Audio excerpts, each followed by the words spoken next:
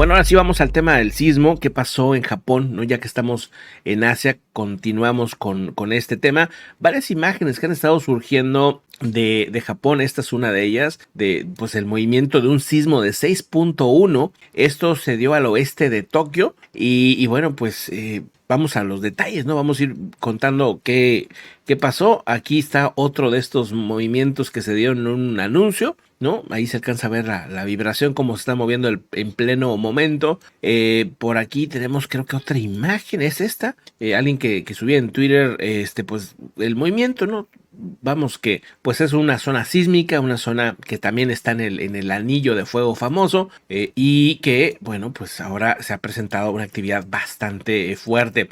Según se sabe, el sismo ya descartaron que fuera a generar un tsunami. Lo que dice el Servicio Geológico de los Estados Unidos, el USGS, es que la profundidad fue de 44 kilómetros, 6.2, 44 kilómetros de profundidad. El temblor alcanzó, según la escala japonesa, un nivel 5.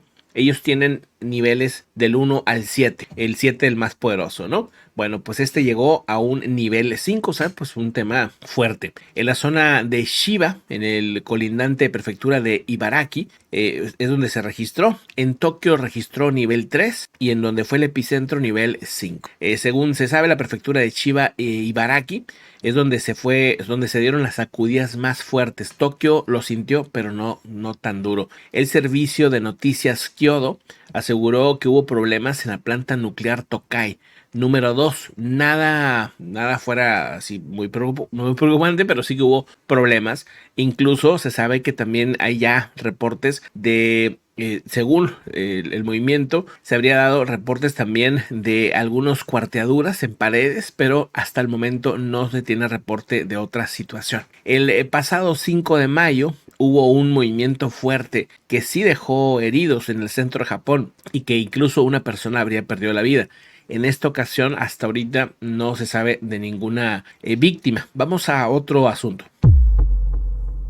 Bueno, también el Popocatépetl pues ha estado llamando la atención, obviamente, ¿no? Y ha estado con actividad importante. Vamos a ver qué ha sucedido hasta el momento, pero de acuerdo al análisis de los científicos, el día de hoy se reporta pues ya un avance un poco más interesante. Miren, aquí vemos pues toda la cámara infrarroja, como puedes ver el material, la incandescencia o el calor más bien, ¿no? Porque es una cámara infrarroja, entonces pues claramente se ve muy muy caliente toda esta zona, pero una buena noticia es que no se observa domo de lava. Eso es muy relevante. El cráter principal, dice, está relleno de tefra y de ceniza. Se espera que continúen las emisiones de ceniza, las explosiones moderadas, incluso pudiendo haber algunas explosiones grandes, pero o sea, como las que se han visto, no nada muy extremo. Eso es lo que se espera. Dicen que no hay cambio en la alerta, sigue siendo amarillo fase 3. El radio de seguridad es de 12 kilómetros. Y en el sobrevuelo, los científicos, pues creo que lo más relevante es eso, ¿no? Que no presencian un domo de lava.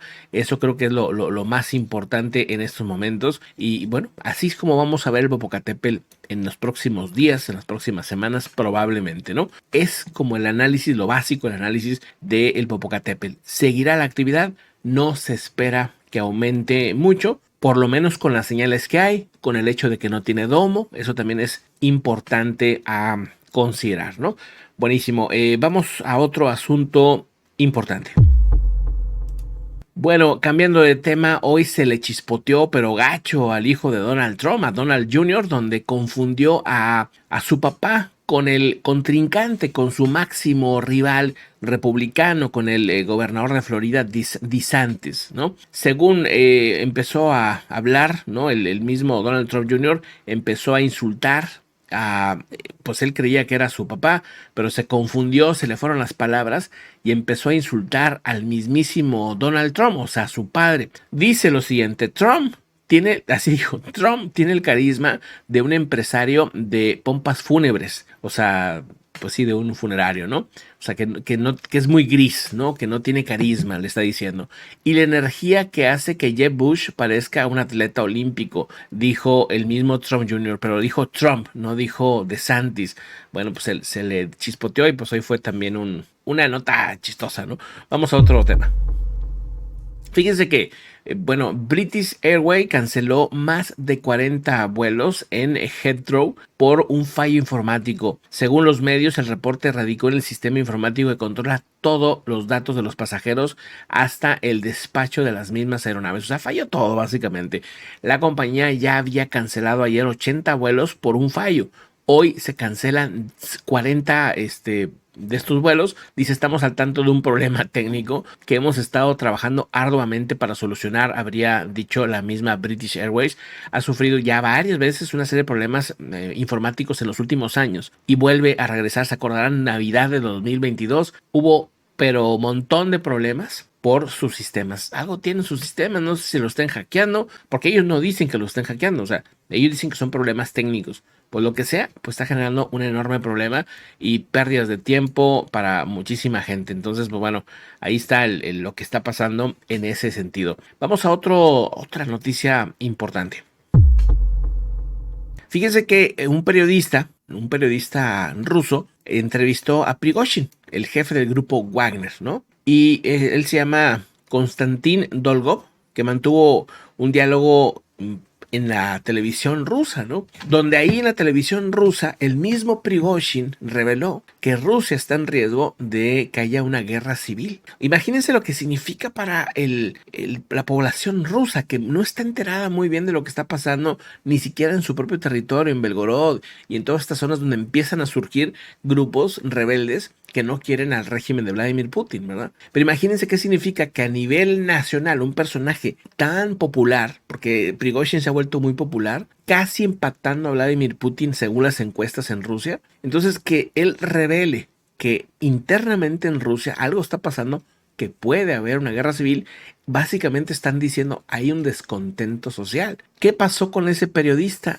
Inmediatamente lo corrieron, lo despidieron y a ver si no lo despiden de otra manera también. Según se sabe, este bloguero y agente político pro Kremlin, por cierto, o sea, denunció haber sido despedido de un medio de comunicación online. Él es pro Putin, o sea, no es un crítico de Putin, nada. Él entrevistó a Prigozhin y Prigozhin dijo lo que dijo y lo corrieron. O sea, imagínense, ¿no?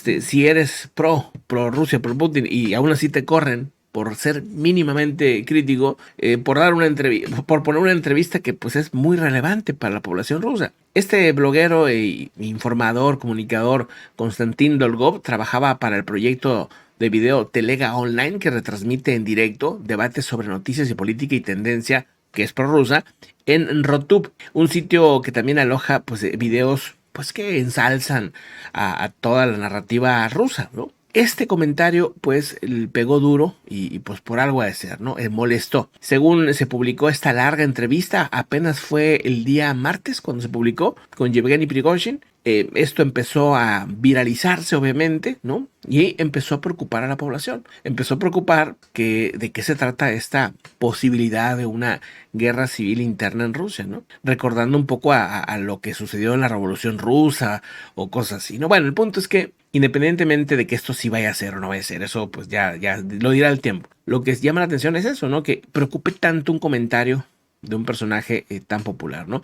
Interesante, yo creo que sí es interesante al menos. Dice, la entrevista se publicó el mismo martes por la noche, el miércoles por la mañana temprano me comunicaron mi despido, dice el mismo Dolgov. Quien hizo la llamada probablemente estaba muy molesto por las declaraciones de Prigozhin, pero no pueden hacerle nada, dice, así que, pues como no le pueden hacer nada a Prigozhin, decidieron desquitarse conmigo, dice el mismo entrevistador y comunicador, así que pues lo despidieron. Bueno, pues ahí está el tema, vamos a otro asunto importante.